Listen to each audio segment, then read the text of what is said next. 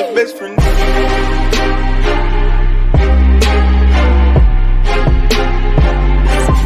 That's my best friend. What's up, everybody? It's your boy Dave Mo. This is Dave Mo Flips or Dream Team Auto, the only team on YouTube that helps each other make money with this car thing. So make sure you hit that subscribe button, ring that bell, and get down with the team. So let's get into this video here today. You guys loved some of you guys loved the video we made about the like the Copart story where my buddy was taking the engines out, putting them in, stuff like that. I got a little bit of hate. Keep in mind, I have only 600 subscribers. So even if I received 6 emails or comments that were negative about, you know, why am I telling people these things and things like that, that's 10%. You know, it's 10% of my subscribing audience. So I don't care. I'm going to go at it again. So let's do it. Things to look out for. All right? Things to look out for at the auction. Well, here, let's check this out. Let's check it out. It's tax time. Okay? So you might be in the market to buy a car from a lot. A lot of this is going to be geared towards auction for my car flippers. But if you're just someone looking to buy a used car, this might help you out too. Number one, we already kind of went over. So I'm not going to get into the whole swapping out the motor thing with bad motors at Copart, because that's a video we already did, and that's strictly for Copart and IAA and in-op cars, generally speaking. Let's talk about the stickers. You can go on eBay and you can buy oil change stickers. And you can write on them and stick them in the window, right? It makes it look like the car was really good. You can also, you've seen me use a program called Auto whatever Labor Guide. You can make receipts up, okay? You can go, I've seen mechanics give blank receipts to car dealers to fill out what they want and leave it in the car in the strategically placed into a vehicle, so you would find them at the auction and think that some sort of work has been done to the car recently. Maybe tires, right? Maybe a full tune-up. Because most cars have coil packs these days, and you don't change coil packs unless they're bad. They still have spark plugs. So maybe they did the filters, the spark plugs, etc., etc. Things that you have to actually take apart the box to see the filter. You're not going to sit there and pull plugs at an auction and they leave that paperwork in there. So you believe that this car has been well taken care of. Another thing that they like to do, and this one is a big one, guys. And this one is going to be really also for the people that are watching this video to buy cars. I get people all the time that ask me, you know, responding to one of my ads, can you send me the Carfax? I don't want to say that people are dumb. I don't want to say anything like that. I want to say that they're a little bit naive to the game, okay? You can get a Carfax on any single car you want. It's not difficult. Carfax doesn't ask you if you own the car. They ask you for the VIN number. So as most of you guys know, let's just say I have any car you want, 2008 Honda Accord black, okay? So I have this car on my lot. It's a 2008 Honda Accord, and I know it's got 3 accidents on it, okay? There are dealers out there that will go to like the Manheim website and look for a 2008 Honda Accord black in color. They'll find one that has a clean Carfax, and they'll spend the $5 on it and get the Carfax for it. So now it doesn't mean that your car has a clean Carfax. It means that they printed out a clean Carfax and threw it into the car, whether they put it on the dashboard, in the glove box, on the passenger seat, anywhere that you as a potential buyer at the auction will pick it up and look at it. Like, oh wow, this car, because it says 2008 Honda Accord black, 0 accidents, right? And you're like, oh, that's perfect, because you're so caught up in the buying the car at the auction that you forgot rule number one. Do your own homework. If you see the Carfax, look at the VIN number, the last 6 of the VIN. Compare it to what's on the windshield. It may or may not be for that car. If you're buying this car from anybody, an individual, a lot, whatever, I hate to say it, but a lot of people in this world are scam artists. A lot of people are just looking to get over on others. So if you're asking someone to supply you with the Carfax, more power to you. What I'm more inclined to do is say, hey, give me the VIN number. And even then, I'm still going to be very skeptical, because I could copy a VIN number from any auction and send it to you, okay? The real thing to do is get the Carfax, get the VIN number, and as soon as you get there to look at the car, I don't care if it's the most nice car you've ever seen your whole life and you fall in love with it, stick to your guns and make sure that that Carfax or the VIN number you were supplied matches the one that's on the car. At that point, I do believe it would be fraud. I do believe that they should go to jail because they are trying to mislead you. But I don't believe that you'd be able to prove at an auction that someone just left the Carfax in a car. They didn't supply you with it or anything along those lines. It's just in the car. We know it was there intentional.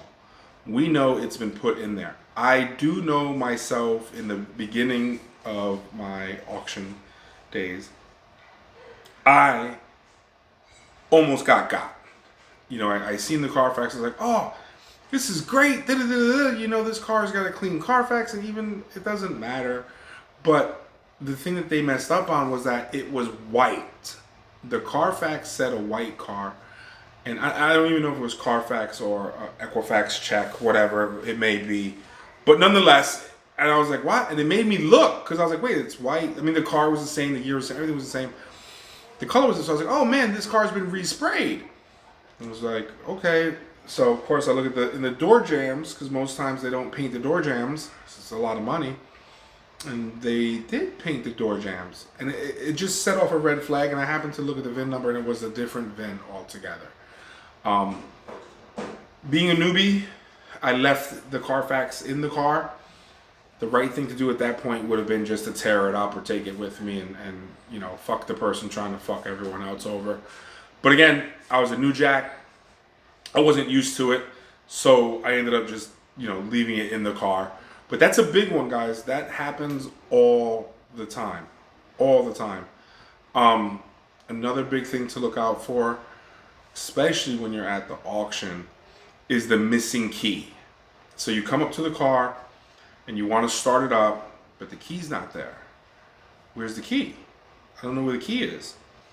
So what happens is sometimes dealers don't want people to go inside their car or drive their car because they're worried that they'll get it messed up. Or they're worried that they'll mess it up. Is this possible? Yes. More times than not, you're driving the car in a parking lot, so you're not really able to go that fast, and you know. So what can you really do? Rev it up a couple of times? Oh, okay, yeah, you could do that. Will that ruin the engine? Probably not. You know what I mean? I mean, how many times do people come on the lot and do that? Not, you know, I mean, it's just not something that you're worried about. More times than not, the reason why the key's not there is because the car's messed up. They don't want you to do a pre-inspection on the vehicle. They're targeting people like myself who buy cars in the lane. Now, I'll take video of an auction for you guys, and I'll show you where I like to buy cars. I don't buy them actually at the block. I'll wait till they're coming around. So you'll have a row of cars, say 10 cars, as they're coming to the block. I like to buy them a little further back while they're still outside, where you don't have the auctioneer making so much noise, and you can kind of do your inspection out there pretty quick, okay? Honestly, the transmissions at auctions, you're always going to gamble on. You might not be able to put them in reverse to see if it's got a reverse gear, but obviously they're going straight, you know. And you'll see most seasoned guys that buy cars at the auction, you'll notice that they'll put it in reverse and see if it pulls in reverse, and they'll put it in drive to see how long it engages into gear. And that's really all they're doing. A lot of the seasoned guys, they're not driving those cars. They have a laundry list of cars they're looking at. If they figure if it can engage, then they're good to go. It's still a gamble. Back to the missing key. So that person who's got the key probably in their pocket, they know when they're going to come. They know when they're going to start to get their car to come in the lane.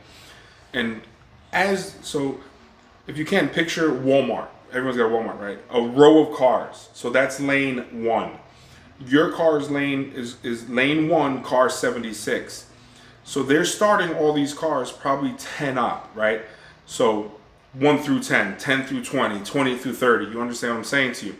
So as they're starting cars 60 through 70, all of a sudden, the key is now in the ignition. Because the auctioneers, I don't know what they're called. They're the guys and the ladies and gentlemen that drive the cars through the lane. I just don't know the proper name for them. But I guess porters maybe. So they'll just skip. If they don't have the key, they're going to skip your car. All right? And they're just going to be like, oh, fuck it, I'm done. You know, they're not going to waste time trying to get a key made, locate a key. It's gone. The key's gone. See you next week. The key shows up, they start the car, now it's going through the lane. So that means that no one was able to do a pre-inspection on this with it's running through the lane. It may have a motor knock, it may not. It might not even go into reverse, so you couldn't even check that out. And now with this pandemic, you have simulcast. So when you're buying them online, all you do is you see the cars coming through. So you can't even listen to them.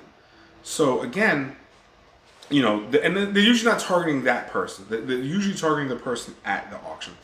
And so if you come up on a car and you notice that there's keys not in it, you can look at it one of 2 ways. Well, one of 3 ways. One, they didn't want anyone in the car.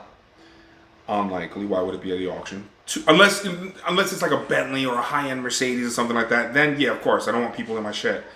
But if you're looking at like a 08 Honda Accord, come on, guys, be legit. Who the hell cares? Number 2, someone stole the car, stole the key. An actual buyer stole the key because they think it's a good car and they don't want no one else to do it. So they're trying to get the bid to go low. Or more likely, the seller of the car thinks there's something wrong with it and they took it. And again, it all comes down to how you want to look at it, who the seller is. If it's a franchise dealer and the key's missing, then I'm going to say a potential buyer took the key. If it's an independent, I'm going to lean towards the dealer took the key.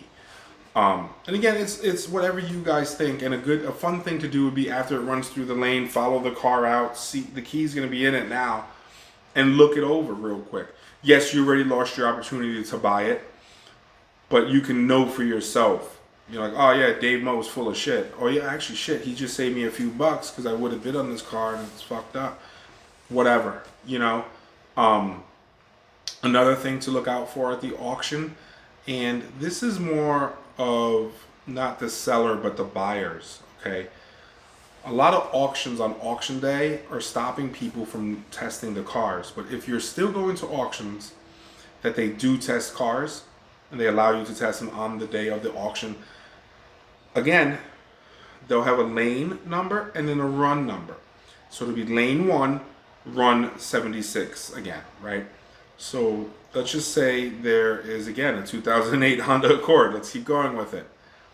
And it's supposed to run car number 76, right? So as they're starting all these cars, boop, boop, boop, boop, boop, boop, boop, they get to 76 and there's no car there.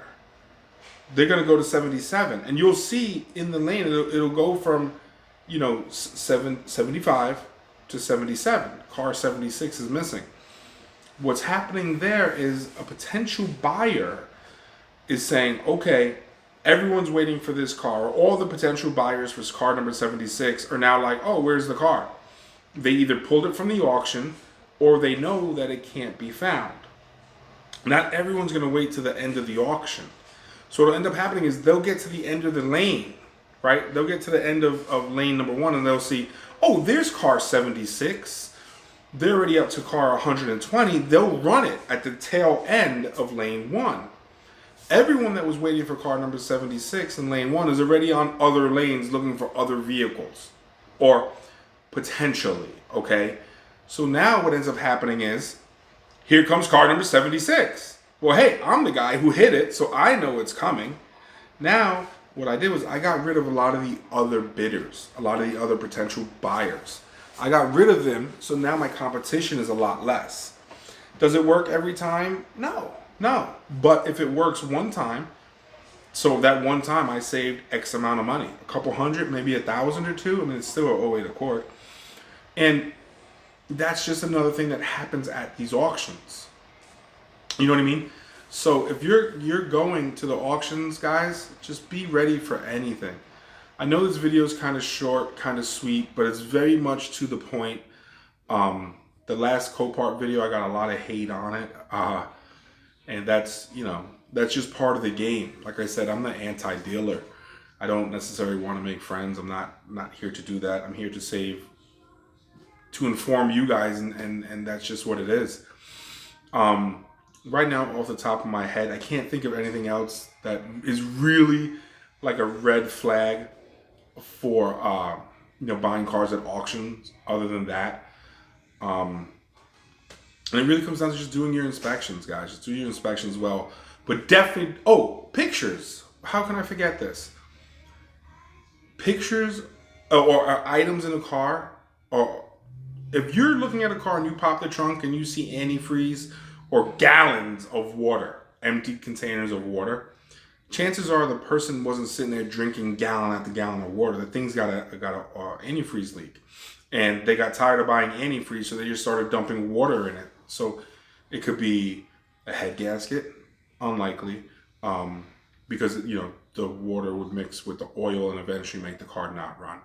But it definitely has a leak. It could be anything from the water pump all the way down to a hose, to a cracked radiator, to a heater core, right? Look for that. And if you see oil, containers of empty oil containers, it has an oil leak, right? So power steering fluid, transmission fluid, anything like that, look for that. So unlike the person who left the Carfax in there to make the car look better, this person just didn't clean it out. They just took it straight to the auction, and the person who traded the car in, that's just how they were keeping it going. So when it comes to doing your homework, do your homework. I kind of disagree with this one that I'm going to tell you. You'll hear other YouTubers say, oh, look at the pedals to look at the mileage. I'll be honest with you. Mileage is a very difficult thing to do. If you have a true Carfax and, last reported mileage was, let's say 100,000 miles on a car, and you are looking at the car and it's got 130 on it, without having an OBD2 reader or a scanner, a high-end scanner that can get into the ECU or the BCM, depending on that vehicle where it's stored, it'll be hard to tell what the actual mileage is. So I take it at face value. I look at it like, well, the Carfax says this, the car has this, I think it's true, that's it. A lot of other people are going to say, oh, well, look at the seat. The seat doesn't look like it's got 100,000 miles on it. The seat looks like it's got 300,000 miles on it. Well, let me tell you this. My girl is probably under 150 pounds, okay? I'm almost 400 pounds. You give us the same exact car for 100,000 miles, and we drive the same amount, getting in and out, in and out, in and out, I promise you, those seats and that leather on the car I'm driving is in a lot worse condition than hers. I mean, every single time she sits in her car at 150 pounds is 2 or 3 times less than me sitting in mine one time, if you're just on the weight, right? You're going to hear other YouTubers say, oh, well, you could look at the pedals. Look at the pedals. You can look at the pedals. Absolutely. Let me tell you this. The guys and girls that are sitting there rolling odometers back, they are going to put a set of $10 pedals in the car if they roll them back. They're going to go to a pick and pull nicer pedals, or they're going to pay $10 and put the nice little covering things on it, okay? The pedal doesn't mean anything. I have a friend who drives around with his foot hanging off the side of the brake. You look at his brake pedals, they're always worn out on the side. He rides the brake. He's a lazy driver, I guess. I don't know. You have someone like myself who drives only with my right foot, and it's always on the gas or whatever, and I always, move my right foot to the left and hit the brake. My left foot is just sitting back or on the front on the other little weird like foot holder thing that they have. So my pedals look like they're in good shape. I don't, and I use the middle of the pedal too, when I'm pressing the pedal. I don't use the sides of it, so there's no wear there. I'm pushing down on the pedal. So if this is the pedal, right? I don't know if you guys are catching it. That's the pedal. I'm not pushing on the side, wearing away the sides. I'm pushing flat, boom. So again, that's kind of like, to me, that's just like a wives' tale. You know what I mean? Like, I don't see that as being an indication of mileage. If the Carfax says it has this and the odometer says this, that's just what it is. Short of having that scanner I said to you earlier, you're never going to know. You're never going to know. And truthfully, if the pedals are that big of a deal, put new pedals on the car. If the seat looks bad, change out the seat. All these things are very easy to do for the scammer you believe rolled back the clock, okay? If they're investing in the machines it takes nowadays to roll back the odometer, believe me when I tell you, they have the money to fix a seat and fix pedals, okay? As these newer cars are coming out, it's not easy to do odometer rollback. The days of Matilda's dad sitting there with a drill in reverse, those days are long gone. Long, long gone. Nowadays, most cars, you need a laptop, you need this weird looking thing, and all this other stuff. And the reason why I know this, by the way, isn't because I have any of these things, because it is a federal offense. It's because I had to, I don't know if you guys remember the Ford Explorer, I had to have them fix the mileage on that car because I had to buy a used speedometer. When they did something to that car, but when Ford had it, they blew out the speedometer. Oh, the ABS module. So they did the ABS module, so they blew out my speedometer. So they didn't want to pay for it, which is totally fucked up. But that's a whole nother story in of itself. So I ended up saying to you guys, all right, look, I can get the speedometer, but you guys have to fix the mileage. You have to make it correct. They recorded the mileage when the car came in. I ended up getting a odometer with less mileage than what they had because it just happened to be cheaper. So when they put it in there, they couldn't. It's against the law. Like, you can't just change the mileage, guys.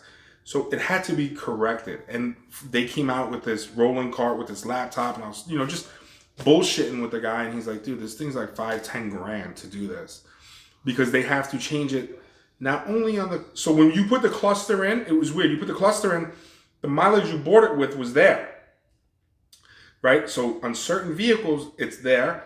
And then on certain ones, it'll change it to what's in the ECM or BCM.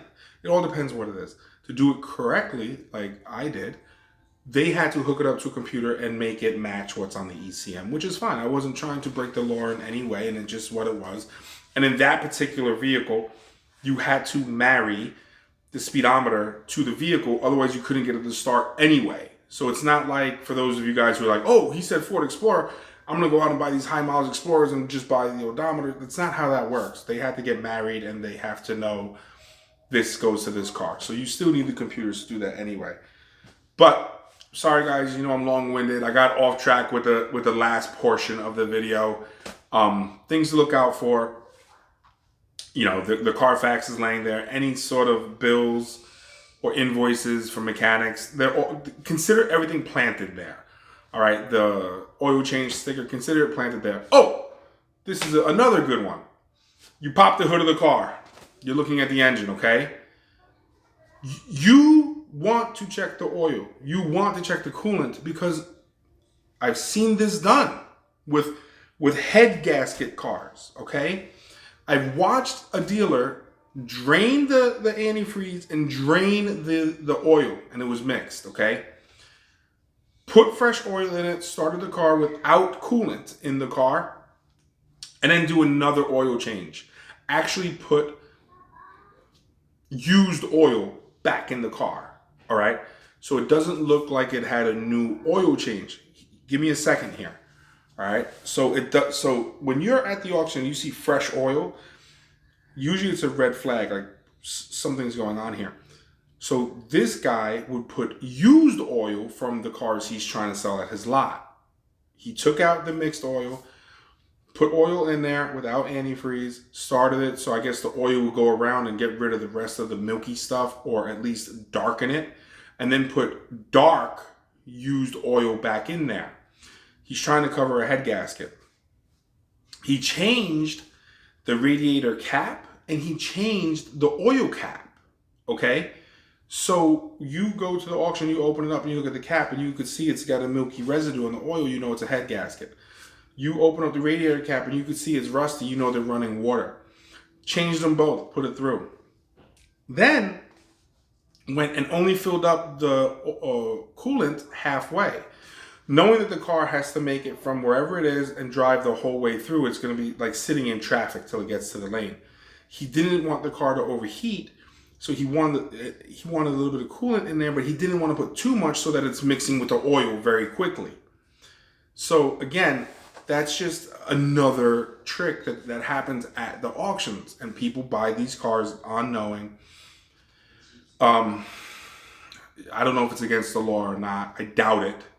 I mean, I guess it could be because you are, trying to deliberately fraud someone out of money. But on the same token, it's a dealer auction, so these type of things happen, and the court of law and police, they look the other way because dealers have a reputation for being scumbags.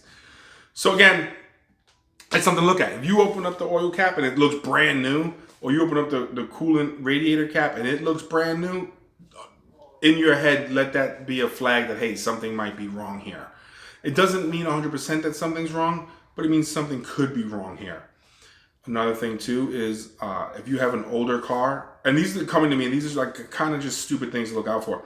And the car's like, it's clean, right? The car's clean. And if you want to know if it's just been detailed, open up the gas cap, the door. If it's really clean in there and it's like an 8-year-old car and it's really clean, then you know the car was just detailed. You should look at it and know. But now if you open up that cap, the door, and it's somewhat dirty, then you would just say, okay, I would take it as, okay, this car is clean because the owner kept it clean. Because it's still, owners of vehicles usually don't clean that area, okay? If I open that up and I see it's spotless in there and the car's clean, then I know that the dealer that's selling it had it detailed. Is that a bad thing? No, but it does get factored into me buying cars, especially if I'm looking to see, was it maintained? Do you know what I mean? Like, I'm just trying to lessen the likelihood of getting fucked at the auction. And that's it, guys. I'm really going to call it here. I feel like a lot of these things I'm getting into now are not set in stone type things, like the Carfaxes and stuff like those things you can prove. Everything else kind of like that I got to at the end of this video was more along the lines of like just what to look out for and go with your gut feeling. So I hope you guys liked the video. I hope you guys subscribed.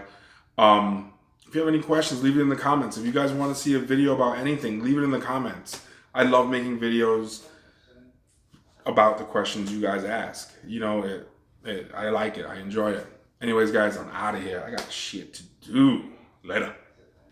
That's my best friend.